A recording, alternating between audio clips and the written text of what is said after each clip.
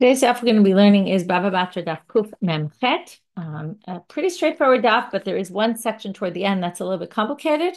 I made a chart, some charts, and the study guide, so that should help. Certainly with the end part of the Gemara, but we'll get started. So the first thing we're going to start with is where we ended yesterday. Rava said in the name of Rav Nachman that is Shchib Meira who says, "You will live in my house, or you will eat the fruits of my tree." That's not a real gift because, which the Gemara then kind of assumed, it sounds like, and that's going to be where we lead to a question, that Rav Nachman holds that in order for it to be a valid gift on one's deathbed, it has the same rules as a regular gift, which makes a lot of sense. That whatever's effective as a regular gift will be effective for a Shchib Meira, whatever's not will not be, which basically breaks down to the main things that, number one, it has to be something tangible. Number two, right, whereas living in a house is not tangible, it has to be on the house itself, right? I'm giving you this house to live in. Also, it has to be something that's in existence, not I'm giving you fruits of the tree, but I'm giving you the tree for its fruits. Then the Gemara said, well, Rav Nachman, in other words, if you're going to say, okay, it started with really Lamemra, are you going to say that Rav Nachman holds that whatever's true for a bari is true for a Shchib Meira and that the rules are the same? Well, that really doesn't hold true. Because Rav Nachman, the very last words of Kuf Mem Zayin Amud Bet, Shchib Meira she'amar tnu halva'ati leploni, halva'ato leploni. Af agav delete bebari. So what they do, they found a case where gift and a healthy person, a gift to a healthy person is not the same as a gift to someone on their deathbed. Because Rava said in the name of Rav Nachman, if you say, I'm giving you the rights to collect my loan. Now, we're not talking about a loan where there was a document written. If there's a document written, you can always give that to somebody else. We just talked about that, right? You can sell your shtar chov to someone. That's not a problem. But if it's a loan that was just an oral loan, so I lent you money and we just had an agreement about it. Maybe there were witnesses. That is a different story. I can't give that to you as a gift. Why can't I give it to you as a gift? So the Rashbam explains, third line in my Gemara, right? It's called a milva al peh, or a loan. Because money, when I gave you the money, in other words, again, there's nothing tangible here. I gave you money. The money was meant for you to use. You're not supposed to return to me that exact money. If you were supposed to return to me that exact cash, then okay, there's something in existence. There's the cash. Or if it's an object I lent you, so you can return the object and we can pass that object on to somebody else and the rights to it. But you can't pass on the rights to me, to someone else, to something that is intangible. It's something that you don't, there is no money for it to talk about. And you can only, the Rashbam says, Ein kinyan tofes el b'davar shu ba'ein. It has to be something in existence, something physical that you can touch, that, right? And that money is, it's just that you owe me some money. So here you have a case where it doesn't exist. Okay, so if you look at the chart kind of has it charted out nicely. You see if it's right, Yadur ploni b'bayit intangible, doesn't work for bari, doesn't work for shchib meira. Tnu bayit ploni, given my house, given my tree, that works for both. But here you have a case, tnu abati ploni, where it doesn't work for bari, it does work for shchib meira, and that seems to contradict the whole comparison that Rav Nachman made. To which we're going to have two answers, as you can see over here. Rav Papa Amar hu il v'yoresh yorsha. Manat shchib meira, as we saw already, that again, according to the at least the last interpretation, we saw the rabbis instituted matnat shchib meira to be right to work, to be effective as a kinyan. Well, if already the whole thing is a takana of the rabbis, and then we saw yesterday, well, and they even gave it Torah level. Well, also comes Rav Papa and he says they also instituted it to work like Yerusha, like inheritance, and therefore what? Well, if someone is owed money by an oral loan and they die, their sons obviously can still collect that loan. Just because it's not written on a document, they're allowed to pass it on in inheritance. Now, they can't give it to someone as a gift, but they can pass it on in inheritance. Since they can pass it on in inheritance, therefore, they can also pass it on as a manat shchib meira. So while manat shchib meira does have rules like a regular gift, it also has an element that it's like inheritance. So things that might not be able to be given as gifts, but could pass on inheritance would work. That's one answer, and it's one type of answer. One type of answer is to say well, it's not exactly fully like a gift. Okay, where we thought it was, and remember this question started with Lamemra, are you to say that it works exactly like a gift? What works for a gift works for this? Well, mostly, but not exactly, because this has a unique element. The other option is a different type of answer also. It's a different answer and a different type of answer. You'll see in a moment. Rav Nachman, Rav Itamar, Hava ita bebari. There is a case of Hava bebari that can be passed on, even when you're healthy as a gift. And then we're going to say, oh, it's not a question at all. In other words, the other one answered the question by saying, well, right, kind of question the assumption of the question. It is like a gift, but it's also got elements like inheritance. This is saying it's totally like a gift. But since there is one unique case where a loan can be passed down, an oral loan can be passed down as a gift to someone or given to someone, there is one unique case, which we'll see. Therefore, you can say it's in existence by a bari. Now, it doesn't work in all cases, but it does work in one particular case, which allows it to say, oh, yeah, that works. And then we can do VV, right? Check, check. Check here. It works for matana. It works for a person on their deathbed. And then it is exactly the same as a gift, except that this works all the time and that only works in a unique situation, but basically it's the same as a gift. So how does it work? And we saw this not so long ago, a few dapim ago. As Rav Huna says in the name of Rav, what's a case of hava that you could have as a bari and pass on a loan that was an oral loan? To Amar Rav Huna Amar Rav, mana li biyadcha, tneu leploni, b'mamad shloshtan kana. If I say I'm owed money by you, and I say, but instead of giving it to me, give it to somebody else, and all three of us are in the room, that's effective. So there you see, in that case, you actually can pass on a loan. So even though generally it's considered something that's not of substance and can't be passed on, if all three of us are in the room, I can pass on my loan to somebody else. So there you see, it works as a matana, and that resolves our question. So again, two different answers and two different types of answers of ways we can resolve situations. Next question. We have a lot of questions today. What if, now we're talking about giving the tree and the rights of the fruits to the tree. What if, and we said that it only works if you give someone the tree. What if you gave the tree to someone and the fruits to someone else? Now you would say, obviously it doesn't work to give someone the fruits, but it could work in a particular situation. How would it work? Well, what does the person who's getting the rights to the fruits need? They need to be getting something tangible. So maybe, now, what tangible is there to get? You already gave away the tree to somebody else. So the Gemara suggests, mi shiur makom pere o lo shiur.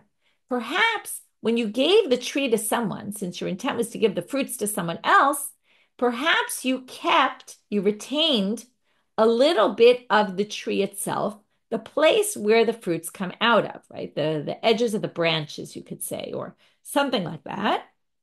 Or the buds, maybe if they were there, something actually tangible. Maybe you left that. You retained it for yourself to then be able to pass on to this other person. Okay? Now, the Gemara is never going to answer this, not going to answer this question, but the Gemara is going to say the following. Im timtzelomer, that's a very common structure where we have a question, and then we say, well, we don't really know how to answer that question. But if, it's like a flow chart, if you were to answer this, I would then lead to, though, ask a different question. So, and what they're going to really say is, if this doesn't work, maybe it does work in a different case. If you give it to someone else, maybe you say, you didn't really retain anything for yourself, because why are you retaining it for yourself? In other words, the idea of retaining it is so that you could pass it on to someone else. But maybe you didn't care that much that it would really be effective. And you really just gave the whole tree, and then you tried to give the fruits, but it didn't really work. And okay, what's the difference? Because in the end, what do you care? You gave away the tree in its entirety in the end anyway. So do you really care if it went to Ruth and Naomi, or maybe just Ruth was enough? And so it didn't go to Naomi, that extra part. Okay, maybe you don't care so much. And that's, again, care so much would mean what? And it's hard to really understand the sugya, because the whole thing is we don't know what the person thought in their head. And what they thought in their head is all that's important. Because when they said take this tree, did they mean take the entire tree? Or did they mean take the tree other than the edges? And because they said tree to you, fruit to the other, there's a chance that maybe they really did retain the rights to be able to pass on the fruits in a way that it would be effective. or maybe they didn't. And that's really the question. But la'atzmo, chutz mi perotav, and there's a bit of a girsa problem, but let's just go with what it says here, right? If you did it for yourself and you said, other than the fruits, meaning I'm giving you this tree. Okay, by the way, this could be a case of selling, it could be a case of giving, it could be a matnat chidmera, it could be a matnat bari, it really doesn't matter. It seems like they're bringing it here because they're saying if you're on your deathbed and you're giving away the tree and the fruits, right, to two different people. But then they say, what if you gave someone the tree, but retained the rights to the fruits for yourself? Now, in this case, you might have really thought it out well and said, well, the only way this is going to work is if I retain part of the tree for myself, because otherwise, I'm retaining something that doesn't even exist, which is future fruits. So perhaps in that case, we might say you really did retain it because we're always out for self-interest. So mahu. And the answer is Amar Rava, Amar Rav Nachman, im timtzalomer. He still doesn't answer the first one. If you're going to say deka la'acher perotav la'acher, deka la'achadu perotav la'acher, if you're going to say in the first case, where there's two different people you're giving it to, lo have shiur makom peri, you didn't leave over, right? And if you're going to answer that way, for sure though, deka le'achad v'shiur perotav lefanav, but if you gave to one person the tree but kept the fruits for yourself, for sure, shiur makom peri, you obviously left over part of the tree to be able to have that be effective. Why is that? My taima? Okay, we're going to go back to this kol legabe nafshe later on in the very end of our daf. But here they're saying, and they go back to the terminology we were familiar with from earlier in the Masechet when we were talking about sales, anytime you do something for yourself, for sure you're doing it ba'ayin yafa m'she'er. You're for sure doing it in a way that's going to be generous enough that it's going to be able to be effective. You're obviously out for self-interest here. So therefore, if you gave someone the tree but were retaining the fruits for yourself, you obviously did it in a way that would be effective, and therefore you keep the rights to the fruits. But if you gave tree to someone and then after tried to give the fruits to someone else, it's not clear that you actually retained enough for yourself to be able to pass it on to somebody else. You might not have. You might have really given them the whole tree, in which case you can't give fruit to fruits because it's something that's not in existence yet. Okay. That was the first way of reading this sugya. Now the Gemara is going to say there's another version of this whole sugya. Amalei Rabbi Abba Rav Ashi, Anan ad Rabbi Shimon ben Lakish matninala. Our version is that this whole now what's this? The whole distinction between two people or one person and yourself, and this whole question that was asked and the answer that Rava gives, which is going to be the same in the second version, was actually said about something entirely different. And it was said about something we learned on Daf Samach Gimel. Totally different sugya. So now we're going to reread this whole sugya with these glasses on, that this sugya, this whole discussion, the back and forth, and would you say, even if you would say there, would you say it when it relates to yourself? And the answer being yes, when it comes to yourself, you're always kind of concerned for yourself. That was all said on a different sugya. And for that, it actually was a bit of a complicated sugya, although this isn't so complicated for us today. But you might remember it because it was a bit of a complicated sugya. Sometimes those are a little more memorable. And we're only going to learn part of that sugya right now. Da'amar Rabbi Shimon ben Lakish. Okay, it was said on what Rabbi Shimon ben Lakish said, and here they're quoting. Rabbi Shimon ben Lakish said, Hamocher bayit lechavero. Okay, let's just start with if I sell a house. You might remember the Mishnah said, if I sell a house, it doesn't, if you remember, it was the first Mishnah in the parak Hamocher tabayit. It does not include the attic. If we have a regular sale and we say house and we didn't include attic, second floor, it doesn't include the second floor. It's an assumption. We mean just the bottom. So came Reish Lakish and said the following. What if you say, Hamocher bayit lechavero v'amar lo, and then as you were selling the house, you said, Al menat shedutal yonashali. This sale will be valid on the condition that the upper floor will be mine. Okay, comes Reish Lakish and says, Dutal yonashalo, the upper floor is retained for the original owner. Okay, this is a totally unnecessary statement, if you remember the Gemara said, because of the Mishnah. The Mishnah says, anytime I sell a house, the upper floor is mine. So you have no reason to add these words. So why did you add these words? Well, there was a machloket, Rav Zvid and Rav Papa. We're not going to go back to Rav Papa. We're going to go to Rav Zvid. In fact, I'm going to skip right now about 5-6 lines. And I'm going to just tell you, because there's no other way to understand this unless you read this first, Va'aliba de Rav Zvid de Amar. And this whole sugya that was said, this distinction they made in the whole thing that we're going to learn, which is the repeat of the previous sugya just said about here instead of about the gift, is according to Rav Zvid, who says, what did this mean, this Reish Lakish statement? She'im ratzah lahotzi ba'zizin motzi. And remember this? What is this? This means that if you sell the house and say, but I'm not including the attic or the upper floor, we'll just call it the second floor. Since anyway, the second floor was yours, you had no need to say it. What did you mean?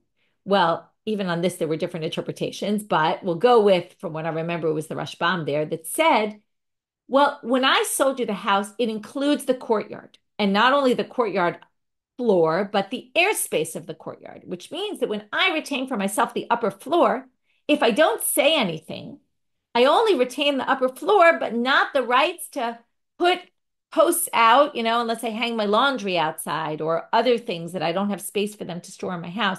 And I want to store outside, hanging out of my upper floor. I can't do that.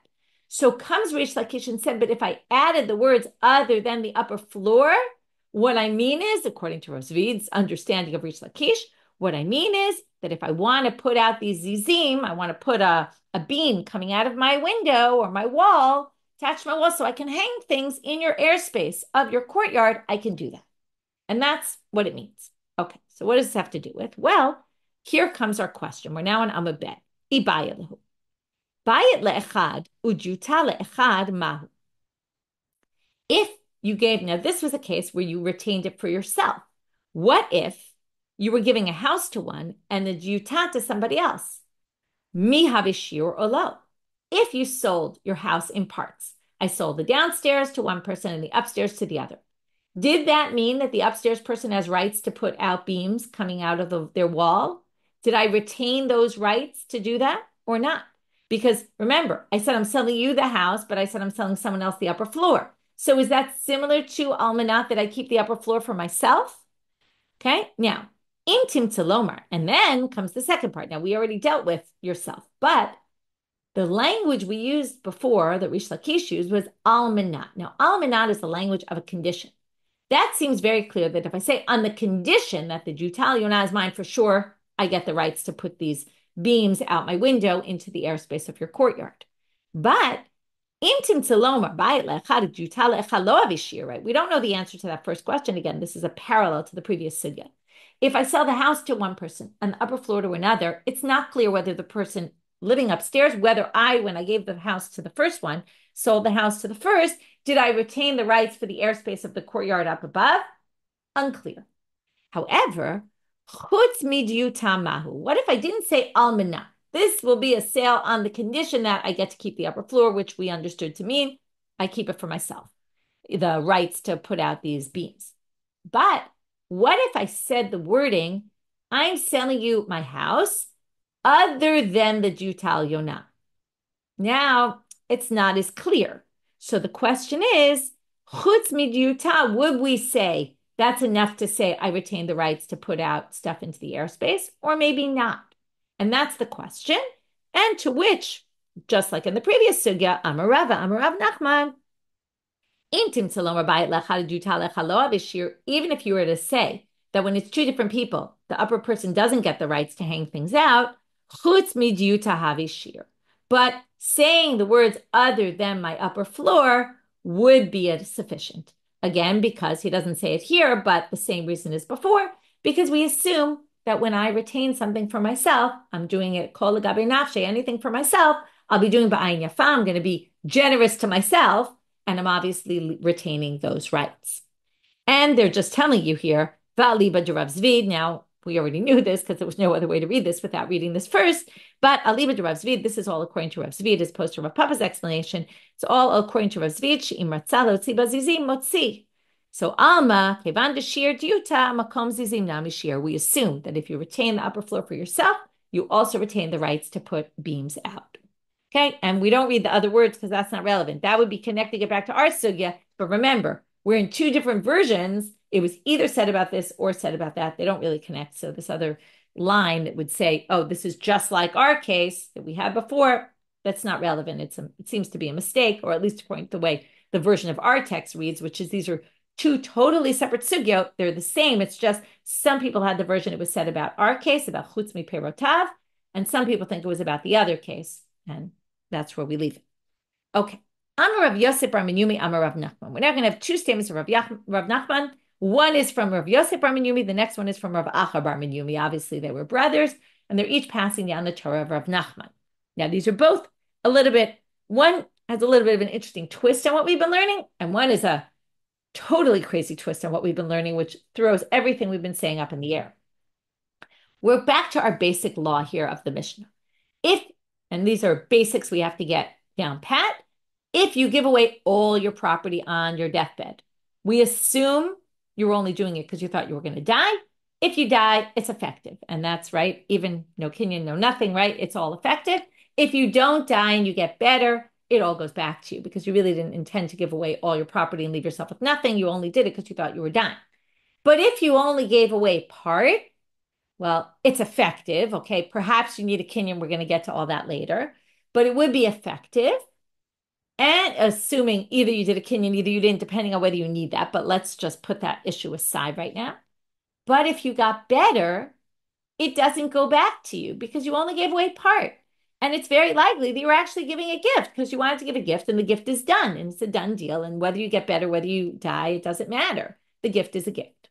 So now comes Rabbi Yosef with an interesting twist on this. I'm Rabbi Yosef Bar Yumi, I'm Rav Nachman again. In the name of Rav Nachman, we had countless psikot of Rav Nachman. I actually wanted to do a search and to see if Rav Nachman appears more in this Masechet or I'm just more minded to it because I happened to notice it. But we did learn that he's the school of thought of Shmuel, and we always hold like Shmuel in Mamonot, and therefore we also generally hold like Rav Nachman in Mamonot, and maybe that's why he's all over, particularly in Mamonot. But I wonder if it's specifically, money, financial issues. I wonder if it's specifically in this Masechet because it seems a crazy percentage, he's always here.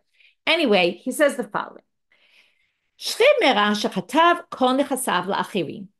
now we have a classic case of Shlimera, although we'll see maybe it's not so classic, who writes all of the nechasim. Okay, sitting on your deathbed, you write everything to whoever's supposed to get them. Ro'im. Well, we look at how you did it. There's different ways you could do it. Im b'michalek, if you really distributed everything in one mouthful kind of thing. Okay, you said, I want to give this to this one, this to this one, this to this one, this to this one, and you're done. You finish listing everything you own. Meit kanu kulan. Okay, here's the classic halacha. If you die, everybody gets them. Amad choser b'kulan. And if you got better, then it's all undone. But im benimlach, what if you reconsider? Now, it doesn't really mean reconsidered. What if you start giving away? Let's say you're giving to 5 people. And you give to the first 3 people, and then you take a break. So you give this field to this one, this field to that one. Let's say you have 5 fields. You give 3 fields away, and then you stop, and you take a break. And then you continue, and then you give the other 2 fields away. Well, in this case, because you took a break, he says the following. Mate, okay, if you die, obviously, kanu kulan, everybody gets the fields.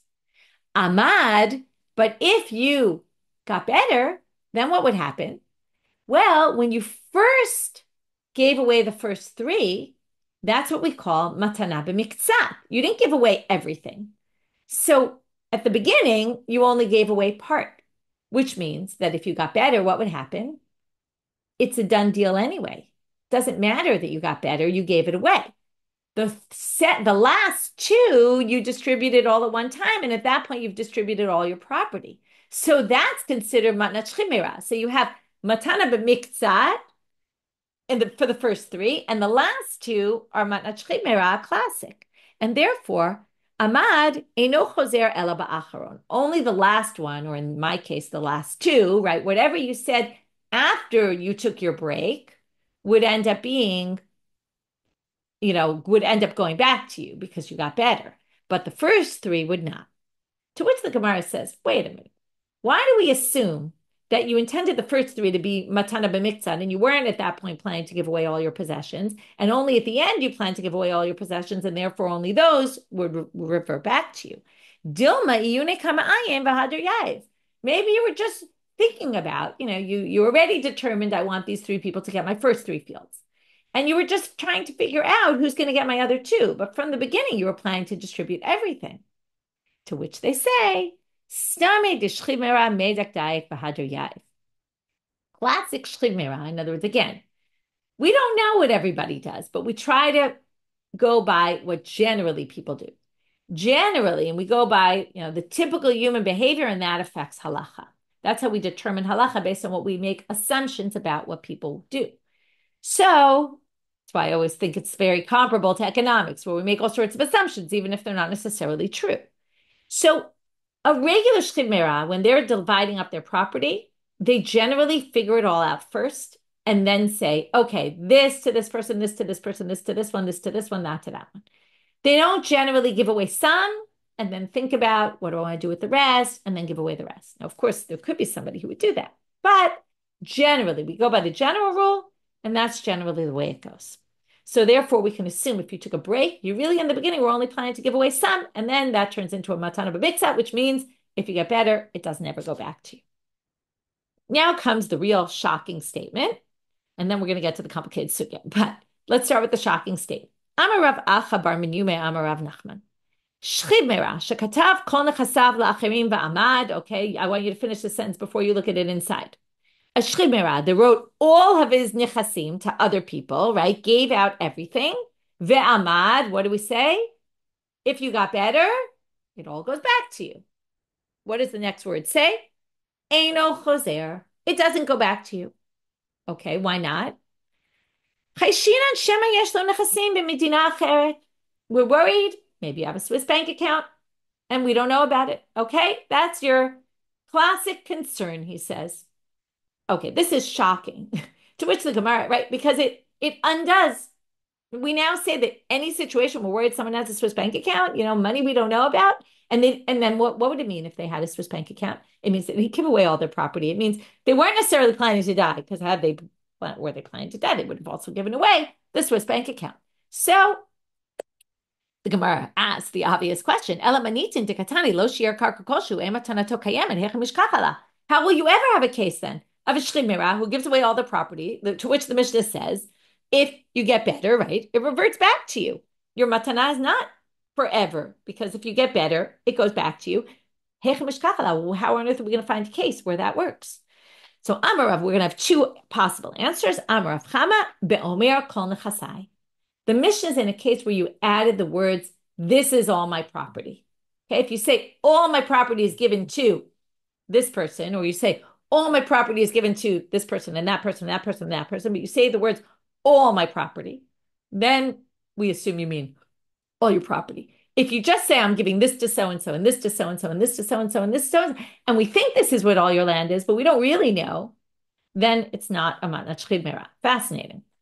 Marbar of Ashi Amar b'muchzak land lately. Marbar of Ashi says it's a case where we know it to be the case that you don't have. In other words, there's always assumptions, right? It's known that you don't really have any other bank accounts. Okay. We know that this is the only land you own. So even though there's a chance you might have, we know it to be. What if we don't know you? What if you came from somewhere else and you just moved in and then you died, and then you got sick and you promised everything and then you got better? And we don't know. We have no idea what you own or what you don't own. So in that case, we have to be concerned that maybe you have other property. But if we know you and we have a sense and we think this is all you own and nobody's ever heard of any other land or bank accounts that you have, then we're not worried about it. Okay. And that's another way to resolve the problem. And again, those are two different methods also you can think about, but I don't want to go into that because I want to get to the complicated sugya. Okay, here goes. I'm going to put up the study guide. This will help us. Okay, there's a bunch of charts here, and I'll also highlight where the complications come in so that you can anticipate them. Okay, Ibayilu. Now they ask another question. Chazara b'miktzat, havi chazara b'kula olo. What does this mean? This is a person who gives away all their property. We'll go back to Ruth and Naomi. She gives all the property to Ruth. Then she changes her mind and she says, you know what? I want to give 20% of it to Naomi. And she takes away, let's say there were 5 pieces of land. She takes away 1 piece of land and gives it to Naomi. So now the question is, when she says, I want to give 20% to Naomi, she could mean one of two things. Either I'm canceling the entire first gift, or I'm leaving 80% with Ruth and I'm just taking away 20%. Okay, so that's the question. Chazara b'miktzad. If you go, you change your mind about some of it, meaning you give some of the property you already wrote away to somebody, you give some of it to somebody else, is that chazara b'kula or lo? Is that considered that you undid the whole beginning gift? The first gift is undone or not? Now, what would be the ramifications for this? I built a chart that will help you. And it divides into, as all our cases here, what are the ramifications if the person dies? What are the ramifications if they got better? So if you say the first gift is canceled, then it's very simple. If the person dies, well, the first gift is canceled. The second is in effect. It's a matana b'miktzah, which doesn't matter. It's a matana anyway. Either which way, person number 2 is going to get the gift because, right, Ruth, her gift was canceled. Naomi gets the 20%, the one piece of land that she was promised. What if you get better? Well, Ruth's gift was canceled anyway. Ruth's not going to get anything anyway.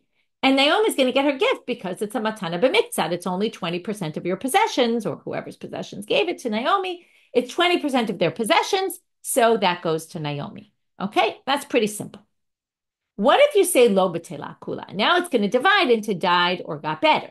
And it's also pretty simple. Okay, this part's not so hard to understand because if you say it's not canceled, then what does that mean? You gave 80% to Ruth, 20% to Naomi. Well, you've given away all of your property altogether.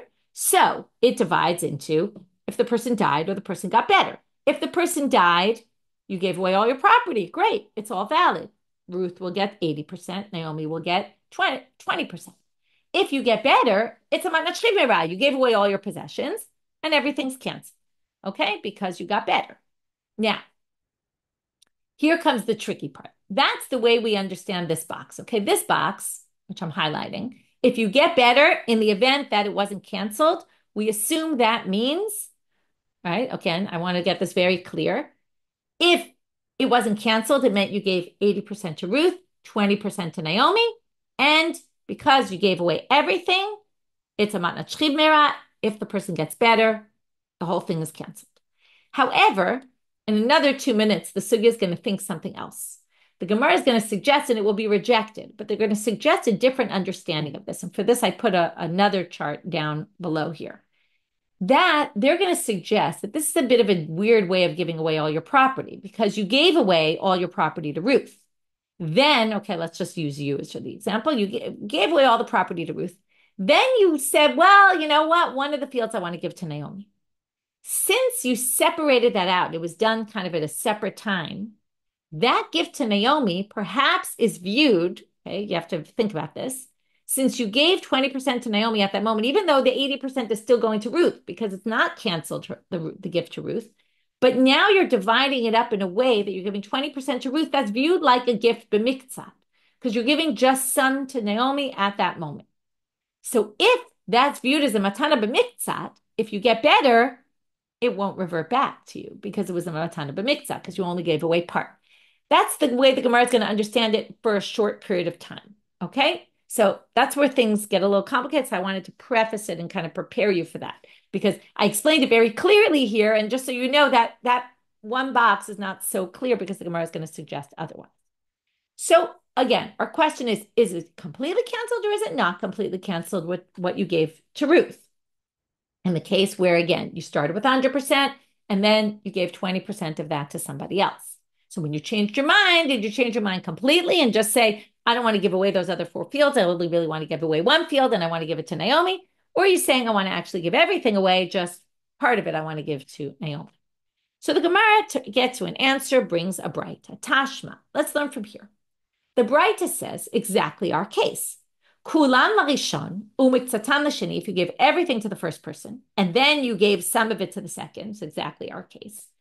Sheni, and here we get a ruling, and we're going to have to see who this matches up to. Which option? Sheni kana, the second one acquires it. Rishon lo kana, the first one doesn't acquire it. Now, if you don't go into the sugya at all, this seems very obvious. B'tela kula, because look, you need a place where there's an X and a check. Right? The only place where that exists is on the side of b'tela kula. If lo b'tela kula, if the gift is not canceled, this is a case of a matna shchivera. Either both will get it because the person died, or neither will get it because the person got better. So it would have to be a case of b'tela kula, and that would be our answer, right? But because there's this possibility that you could read the case of lo b'tela kula as since you gave the whole thing to Ruth at once, but then you gave some to Naomi. Naomi's is a matana b'miktzat. If it's a matana b'miktzat, if you got better, it would go back to her, and then you would also get to sheni kana rishon lo kana, and that would be in a case of amad. So the Gemara says, my lav b'shamet, is it not that the person died, and therefore it would be b'tela kula, because in the case of death, for sure, right, you could only have a case where one gets and one doesn't if you view the gift to Ruth as canceled. Because if the gift to Ruth wasn't canceled and you gave Ruth some and Naomi some, of course, if the person dies, they're each going to get a part. So the Gemara says, no, it's not obvious, and then you can't assume b'tela kula because you could explain it b'sha amad, and that's the second chart, which is what I kind of prefaced as telling you. Now it comes up. Perhaps it could be a case of b'sha amad, and even though lo b'tela kula, even though Ruth's gift isn't canceled, and in the end you did give everything away, perhaps we view Naomi's gift as a matana b'miktzah because you gave her 20% in an independent transaction, and that's viewed as a matana b'miktzah. That would be effective even if you got better, which would mean sheni kana rishon lo kana, and then the Braita could read even in the option of lo b'tela kula, and then we have no answer. And now the Gemara is going to prove how we know it's b'sha amad. And then the Gemara later is going to say, oh, but this whole chart is just not accurate. This whole suggestion that the Gemara thought that amad michol yo, you could call it matana b'miktzah. We're going to reject that whole thing. But right now we think it's okay. And therefore we don't have an answer to the question because it could be both possibilities. And we're going to further prove that this Braita is a case of b'sha amad. How are we going to do that? Very simply. We're going to bring the end of that Braita. Hachinami mistabra. You can further prove that this Braita is a case of b'sha amad, which would then lead us to we don't have an answer to the question because of the seifa, midikatane seifa. Because look at the continuation of that Braita. Miktzatan l'rishon. Here's a different case. What if you give some? You give 20% to Ruth, or you give 80%, but you don't give everything. Okay, let's say v'kulam l'sheni, and then the remainder you give to Naomi. Rishon kana, sheni lo kana. So the first one's gift is acquired, the second one's isn't. Now, what would the obvious case be? This can't be b'shemet. If you died and you gave 80% to Ruth and 20% to Naomi, obviously they both get the gift you gave them. One gets 80%, one gets 20%. So how could you have a case where only one acquires and only the first one? It must be, it must be the person got better. When you gave the 80% to Ruth, it was a matana b'miktzah because you didn't give away all your possessions, and that's going to be valid even if the person dies. So that's the only case to explain it. But if the person died, for sure they would both get it. So it must be the seifa is b'sha amad, which means the ratio would be b'sha amad, and we explained that b'sha amad could go either way. You could have a case b'sha amad where b'tela kula or lo b'tela kula where the first person wouldn't get anything and the second person would get. But now the Gemara is going to reject this based on what we said originally, which would bring us back to chart number 1 and not chart number 2. That really, if we say lo b'tela kula and Ruth's gift was not canceled, then we view this entire thing, since you gave, again, Ruth got all 5 fields, then you gave one of the 5 to Naomi. In the end, you gave away everything. It's a classic manat chimera. If you get better, everything reverts back, in which case it can't be the case. And that's what we're going to see right now, Rav Yema. So Rav Yemer says to Rav Ashi, even if it's b'sha amad, still you can get to an answer to our question and prove that really b'tela kula, and it can't be the first gift is not canceled because if you're going to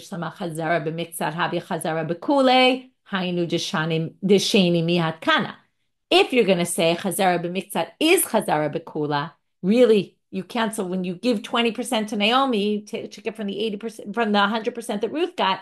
You really are canceling the gift entirely to Ruth. You're saying, I don't want to give you anything. And I'm going to give, though, 20% to Ruth now. To Naomi now. That's why Sheni Miyakana. That's why Naomi's actually going to acquire and Ruth is going to get nothing. But if you say Chazar b'Eli, Iyamar Chazar b'Miktzat lo havia Chazar b'Kula, if you're going to think that Ruth keeps her 80%, Naomi gets her 20%, Nahavi Kimechalek. That's a classic case of someone who gave away all their property. And no one's going to get it in the event that the person gets better. So basically, since we proved already that it's b'sha'amad, we definitely have, right, even if it's b'sha'amad or even if it's mate, either which way, the only way going back and now reinstating chart number one is to say that for sure, the only way to have a case where one gets and the other one doesn't, right, where the first one doesn't get anything and the second one gets gets what they were promised, is only going to work if you say that the whole first gift was canceled.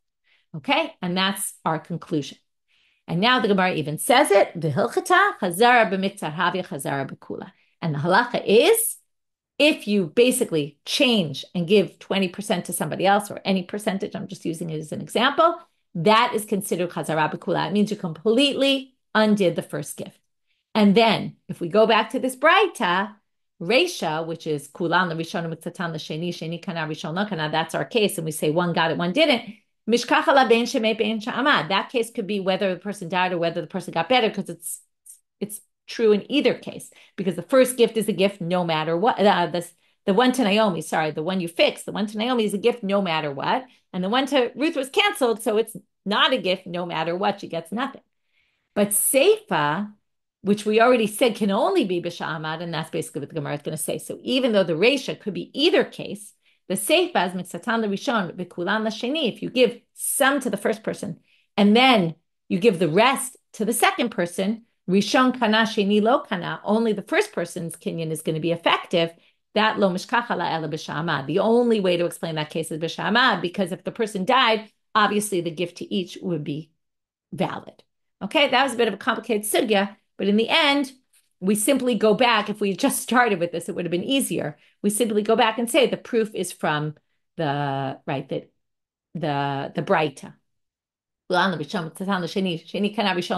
only way to find where the first one doesn't acquire anything and the second one acquires everything that they were promised would only work if the first gift was entirely canceled.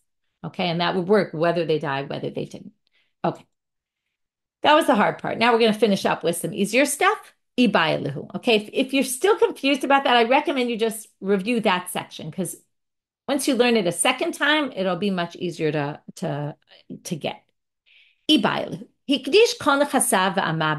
we learned already, if you distribute all your possessions, putting that Rav Nachman statement aside about, well, we have to worry you have a Swiss bank account, putting that issue aside, in general, if you give away all your property, we assume it's a matnat shchid meira. If you get better, it all goes back to you. But what if, we're now going to have three questions, and they're all going to end in tekus. And with that, we'll finish for today. What if you consecrated it all to the temple? Do we say, mi amrina, and then you got better? Do we say, mi amrina, kol legabe hekdesh, gamar u'matne, if you're already consecrating it, you really meant it, even though you were giving away everything. Odilma, kol legabe nafshe, remember that kol legabe nafshe, when it comes to yourself, you're not going to leave yourself high and dry with no property. So lo gamar u'matne, maybe you really didn't mean to give it unless you were going to die. And since you didn't die, it actually reverts back to you. What about hifkir kol nechasav ma'u? What if you made all your property ownerless? All right, anyone can come take whatever they want. Mi amrina, kevan da'af la'aniyim kashirim gamar u'matne. Do we say, well, maybe because you're making everything equal, you're letting even poor people be like rich people and they can go get your property? And that's, some of the commentators say, that's a mitzvah. That's something so valuable that maybe you're willing to do that, even if you die, even if you, get better and need the property for yourself. Maybe you're willing because it's a big mitzvah. So maybe gamar u'matne. Odilma, or do we say no? Kol legabe nafshe lo gamar u'matne. In the end, there's self-interest here. And you don't want to leave yourself with nothing. What if you actually gave it all away to charity? Mi amrinan stuck of a dime, migmar gamar u'matne. Do we say, look, you gave charity. You wanted to give the charity. You meant it seriously. Odilma, kol legabe nafshe lo gamar u'matne. Or no, you only meant it because you were going to die. And now that you didn't die, you get it all back because you wouldn't leave yourself with nothing. And the answer is teku. Okay, there's in parentheses that there's a different version of this, which is the questions were asked in a different order. Although, actually, no, it's the same thing. I don't know. That's anyway in parentheses. It shouldn't be here, so I don't know why that's there. Okay, we're going to stop here and finish up the last two lines in tomorrow's daf. It's a whole different topic, so I don't want to get started on something like that at the end of class. So we have, even though it's fairly simple, but we'll leave it for tomorrow. What's our review of the class? We started with this Is a manat chimera exactly like a manat bari? And it seemed like Rav Nachman was setting that up. We said, what about the case of a loan, which you can't give as a gift? And then we had two possible answers and two different types of answers. Maybe a gift could be given that way, or maybe this is different than a gift because it's more works in the realm of inheritance. And that would work for inheritance, passing down this loan. Then we got to the case of the two parallel sugyot about what this was said about, either about giving away your property on your deathbed or maybe just giving away as a gift, or was it talked about this thing about the sale of the upper floor and the bottom floor and the space to have protrusions coming out? We had this whole sugya about, would we distinguish between if you separated the parts to two different people? Do we say you retain part of it to be able to give that second person something, substance? Or would we, even if we wouldn't say it when it's two different people, when you're retaining it for yourself, maybe you would retain it more generously? And the answer is for sure for yourself, yes. We don't know really when it comes to other people. And again, it was two parallel sugyot. Then we had those two things of Rav Nachman that were quoted in the name of Rav Nachman about when somebody stops in the middle, then the first part is viewed as a matana b'miktzat while they're divvying up their stuff. And we had this weird statement that all of a sudden negated the Mishnah that even though you give away all your property, if we're worried you might have a Swiss bank account or money somewhere else that we don't know about, we don't view it as kol nechasav, and it's a done deal. To which the Gemara had to explain, well, then what cases are Mishnah in? And they gave two possible answers. Then we had this whole thing about if you change your mind and gave someone everything, but then took some of it for someone else, do we say the first gift is canceled entirely or not? In the end, we ruled that it is canceled entirely. And then the second one is a matana b'miktzat. And then the classic rules would kick in for the second one, since matana b'miktzat, right? Whether you die or whether not, either which way they get it. And then we move to these final questions, which we ended with teku. We don't really have an answer. If you consecrate, if you are mafkir, you make it ownerless, or if you give it to charity, do we think that that's a real serious intent? Or do we say, no, you still only were doing it because you thought you were going to die, and if you don't die, then you get it all back.